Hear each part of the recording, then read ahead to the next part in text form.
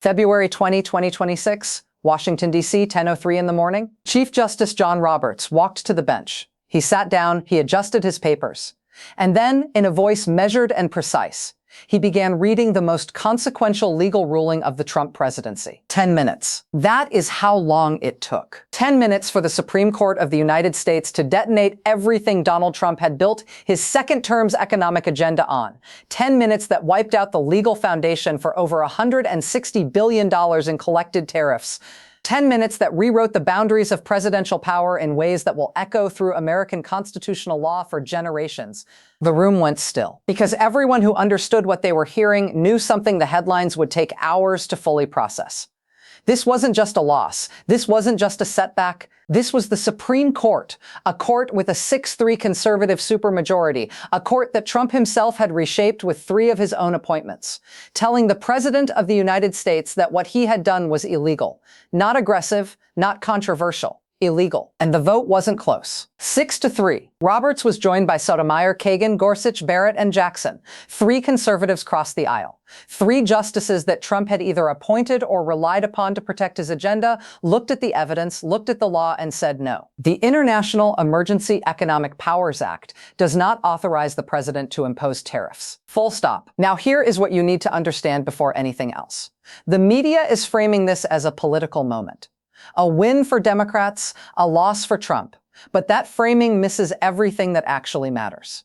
This is not a political story. This is a structural story. A story about the limits of executive power, about a president who pushed so far past the legal boundaries that even the justices he put on the bench had to say enough. And when you understand what IEEPA actually is, what Trump actually did with it, and what the Supreme Court actually found, you will understand why this ruling does not just end one chapter. It opens a legal battle that will define American trade policy, American constitutional law, and the future of this presidency for years to come.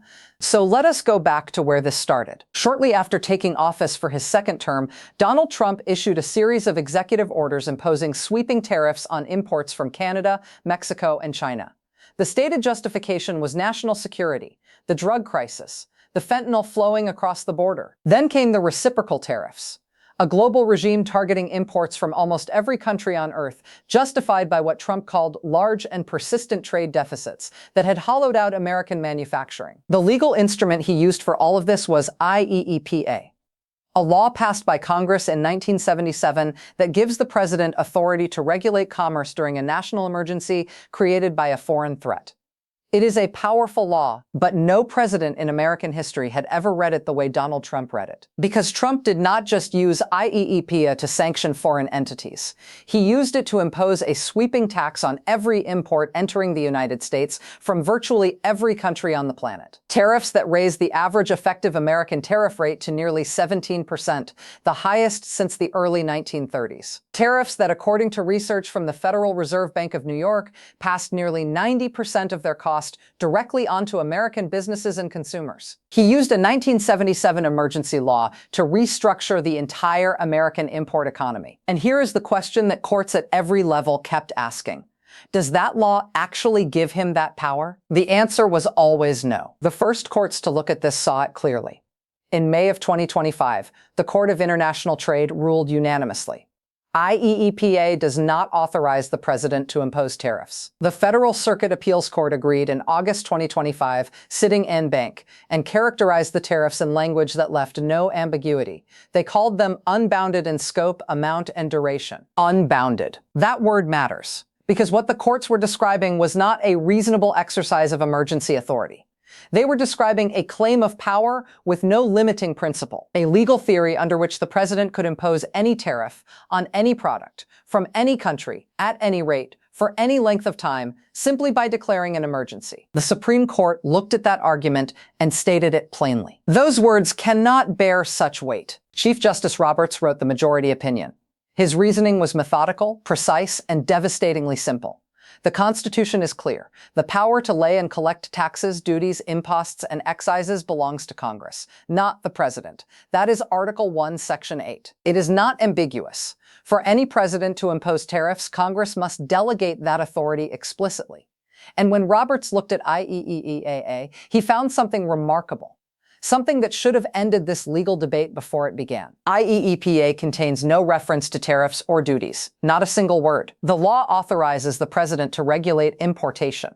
But regulate, Roberts wrote, does not mean tax. No other statute in American law uses the word regulate to grant a taxing power. And then Roberts pointed to what may be the most damaging sentence in the entire ruling. Until now, no president has read IEEPA to confer such power. In 48 years of presidents, none of them, not Reagan, not Clinton, not Bush, not Obama, none of them ever looked at IEEPA and said, this gives me the power to restructure global trade policy. That unanimous historical interpretation is not a coincidence. It is evidence of what the law was always understood to mean. 3 of the conservative justices also invoked the major questions doctrine. If Congress wants to hand the executive branch the power to impose trillion-dollar trade regimes, it has to say so clearly. IEEPA does not say so clearly. IEEPA does not say so at all. The 3 liberal justices reached the same result by a different route. Under ordinary principles of statutory interpretation, IEEPA simply does not grant tariff authority. 6 justices, 2 different legal paths. 1 conclusion: the IEEPA tariffs are illegal. Now here is where the story becomes something bigger than a legal ruling, because the financial reckoning attached to this decision is staggering, over $160 billion. That is how much the federal government collected in IEEPA tariffs before the ruling came down. $160 billion that importers paid, that businesses absorbed, that consumers funded through higher prices on everything from electronics to toys to furniture to food. The Tax Foundation estimated that American households paid an average of $1,000 more in costs in 2025 as a direct result of these tariffs, as much as $1,300 in 2026. And the Court of International Trade has ruled that companies are entitled to refunds. Think about what that means. The logistics of refunding over $160 billion to hundreds of thousands of importers. The mechanics of that process do not yet exist. The Supreme Court itself explicitly declined to address how refunds should operate. It returned that question to the lower courts, which means the refund battle is just beginning. And it will be fought over billions of dollars, across a timeline that no one can predict. But here is what nobody was fully prepared for. Because the White House did not accept the outcome.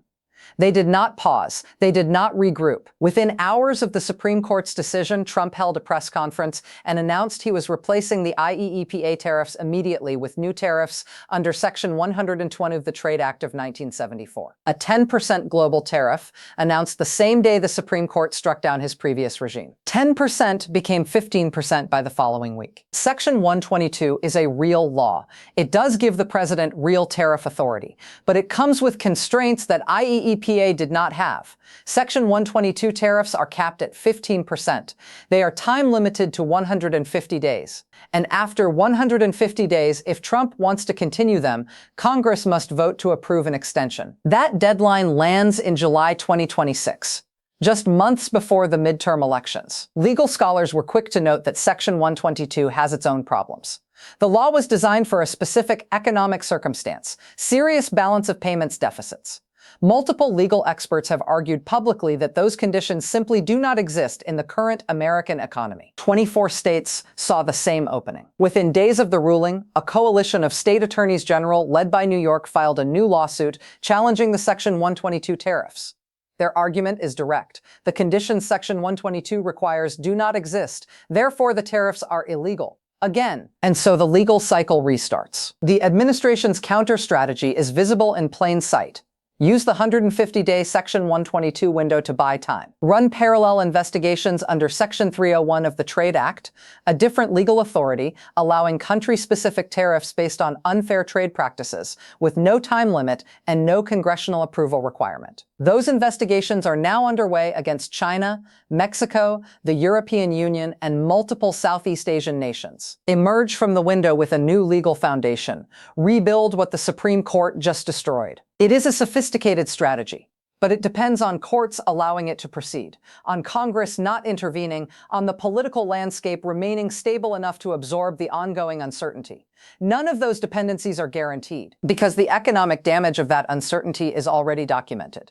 The Federal Reserve Bank of New York found that nearly 90% of tariff costs were borne by American firms and consumers. The average effective tariff rate under IEEPA had reached nearly 17%. Global trading partners from the European Union to South Korea to China had been thrown into strategic uncertainty, scrambling to respond to a tariff regime that changed with almost no notice. And now all of them are watching to see what comes next. Here is what I want you to sit with. Because the deeper significance of what the Supreme Court did on February 20th is constitutional. It is about the limits of executive power in the American system. Roberts made a choice in writing this opinion. He could have ruled narrowly. He could have found some technical ground that resolved the case without directly confronting the scale of what Trump had attempted. He did not do that. He wrote an opinion that begins with Article 1 of the Constitution and closes with a sentence that will be quoted in law schools and legal briefs for decades. Those words cannot bear such weight. Those words are not just about IEEPA. They are about what a president can do when he decides a law says whatever he needs it to say in order to accomplish his agenda. They are about the doctrine that says Congress, not the president, must decide when the executive branch exercises power of vast economic significance. And they are about the role of courts in enforcing those limits, even when the political cost is high, even when 3 of the justices in the majority were appointed by presidents who generally favored executive power. 6 justices agreed. That is not a close call.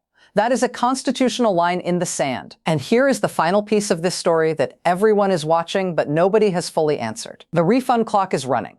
The Section 122 countdown has started. The Section 301 investigations are underway.